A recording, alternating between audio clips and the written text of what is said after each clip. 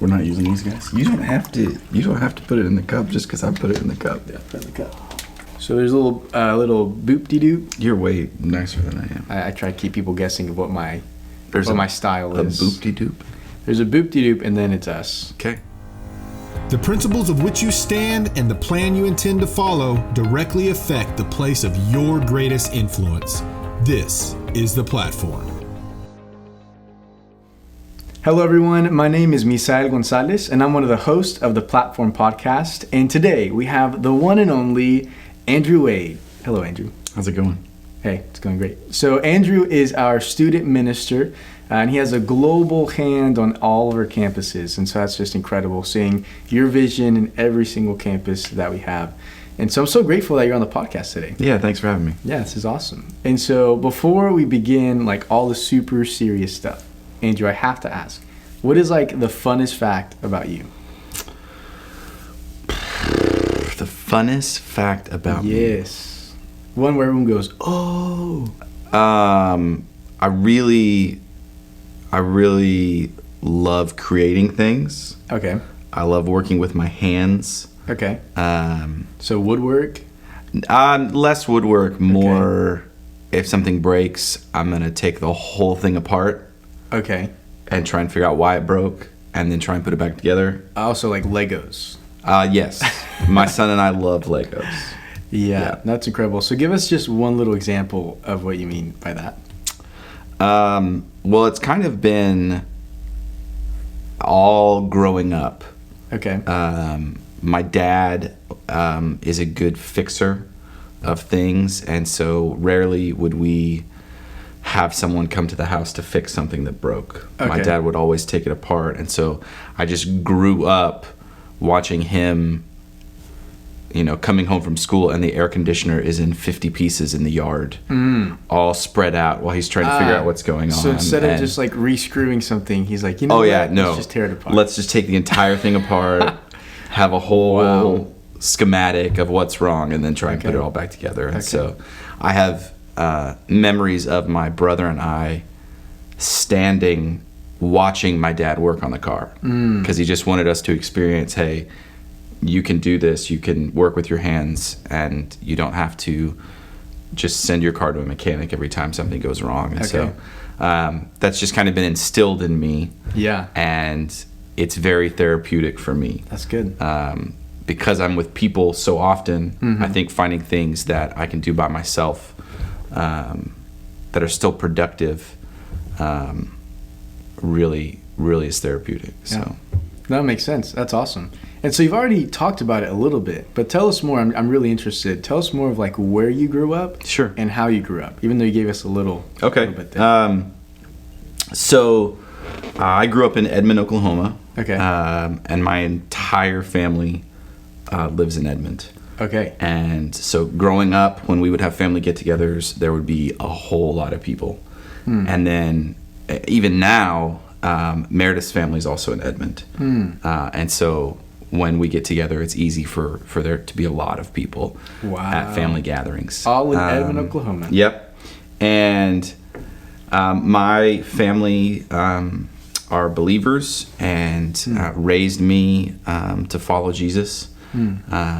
And I'm very thankful that is our legacy.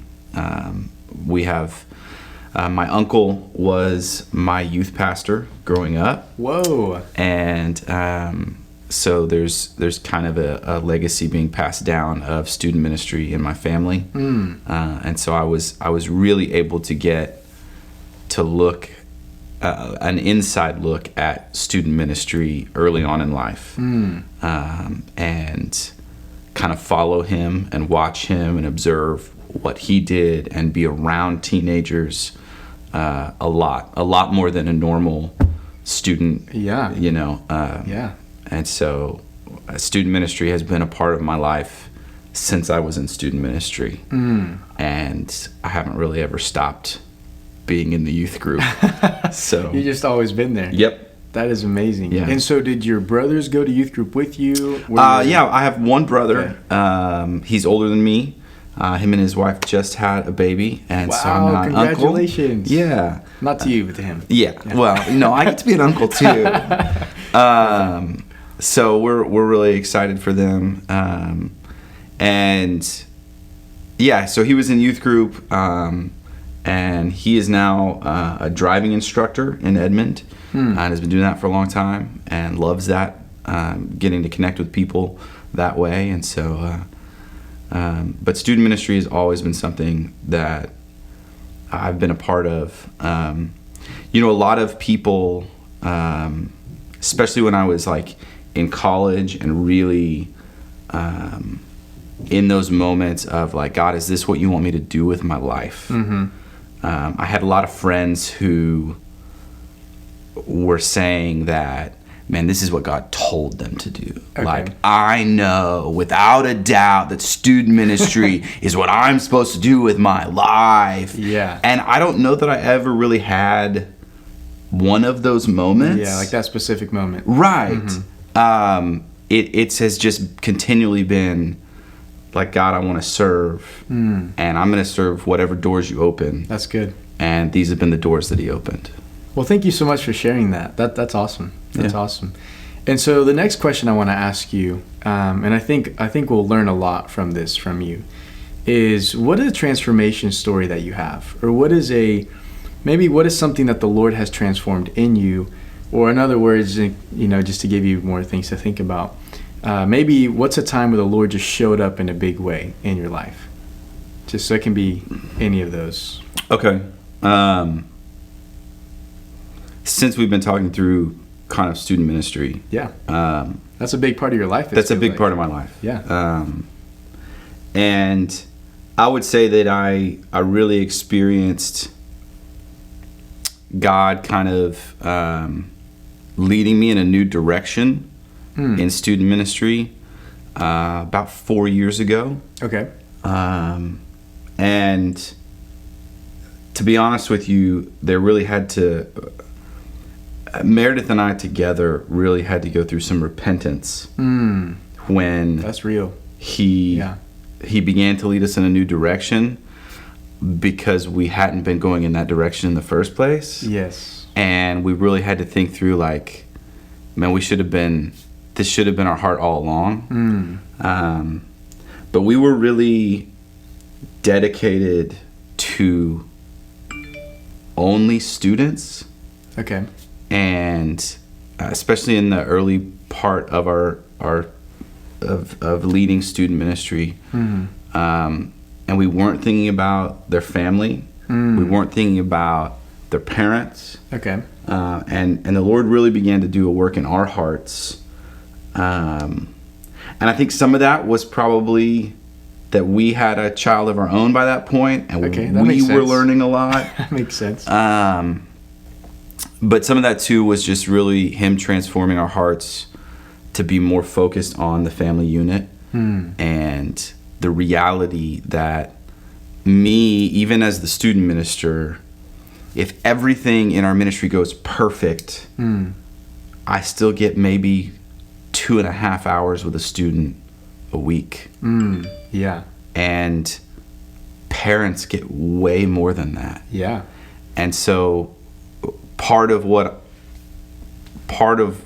my heart is for student ministry now is to equip parents to walk alongside parents as they are the discipler in their home. And I am someone who can help equip them to do that, who can walk alongside them when they do that. And when I get the opportunity to work with their student, to be with their student, I'm absolutely going to equip that student to live passionately for Christ. But my time with the students are so short in comparison with the time that a parent gets to experience at home. And so it's really, really changed how I think about student ministry. It's really, really changed the time and the things that we do on the planning side of things to begin to open up. How can this translate in the home? How can we equip parents to be the discipler in their home? So, well, let me ask you this, because that's really good. What are things that you do to disciple your kids at home? And what are things that you wish parents would do or would encourage parents to do to disciple their kids at home? Maybe they just don't know, or they're learning, or you just got here, so you're like, Andrew, teach us or encourage us. What does that look like? So I think a lot of times when you look at Deuteronomy chapter 6, there's a passage in there it talks about the Shema, and it talks about these simple moments. Yeah. When you get up, when you lie down, walking along the road, it says to teach these things to your kids in those moments. I think a lot of times parents think that it has to be this big Bible study at home. We're going to have worship before bedtime every night. Not that there's anything wrong with that. I know families that do that, but I think for parents who are just starting to begin to see their role as a discipler, it can seem very daunting, and it's not.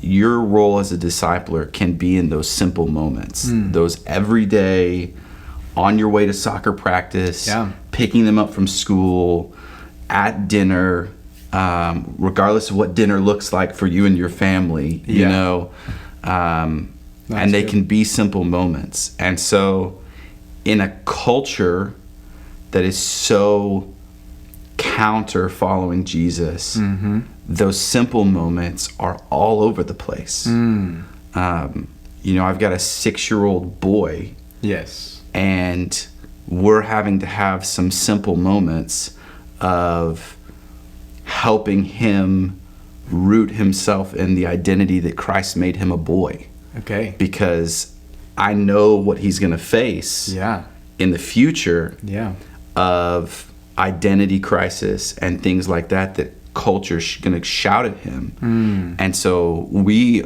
at home are trying to take just those simple moments and root some deep things through easy conversations. And I think that can happen across the board regardless of what age your kid is. Just reinstilling truths in them in simple moments. Again, it doesn't have to be a big Bible study every time. But being that spiritual leader in your home to say, hey, I just want to remind you today, God made you so that you could run and play at soccer practice. And I am so glad that you had fun. Oh, that's good. Or whatever it is for your kid, reminding them that God designed them and their identity ultimately is in him. And there's so many of those moments. Oh, yeah. And culture speaks so often against them that, one big thing that I could encourage to happen in the home is tell us. Is to talk about that. Like whether you're watching a movie that maybe has a scene that you all don't agree with as a family, whether just whatever it is, like you're able to say, hey, we're going to skip this, or you know what, we should probably shut this movie off, and here's why. And just to take that stand and let your kids see that. And I would encourage, and I can still remember, because I don't know that this happened in my life until I was late in high school, maybe even college. Okay. I came in the living room one morning and my dad was having his quiet time. And I still remember that. And I think a lot of parents who have quiet times want to have them privately and things like that. And so that's such an easy way to start a conversation with your kid. Have your quiet time at the table so that they'll catch you, so that they'll come in and see what you're doing, and let that be what they see of you in the morning or before they go to bed. That can be really good. So powerful. And I totally get wanting to have it in private and wanting to have that alone time. But I think, what better way for your kid to remember years down the line? Oh, yeah. Man, every day when I woke up for school, I walked in and my mom and dad were at the table in the Word. That's powerful. That's a powerful image, yeah. And that's a simple thing. Yeah. Especially for parents who are already doing it or are just getting into getting in the Word on a regular basis. Man, do it where they could catch you doing it. Like So- you want to get caught. Yeah, like you want to get caught That's because it great. can That's spur on great. some really good conversation. That's great. That is really good. I'm so glad you shared that Thanks. because I know that there are parents out there that maybe have been thinking through this and been challenged by you before, or this is the first time they're hearing it. And as human beings, we overcomplicate everything. We do. And you're saying, hey, don't overcomplicate it. Don't overcomplicate It's the small it. moments. Yeah. That's really encouraging. That's Yeah, really good. and it's totally God designed you as parents Yeah. and this role for you to be able to instill these things Yeah. in a successful way to your kids, Yeah. regardless of culture, regardless of how busy we are. Yeah, These regardless are- how you grew up or where you grew up. Exactly. Yeah. What your past is. Yeah. These are everyday moments. When you get up, when you lie down, walking on the road.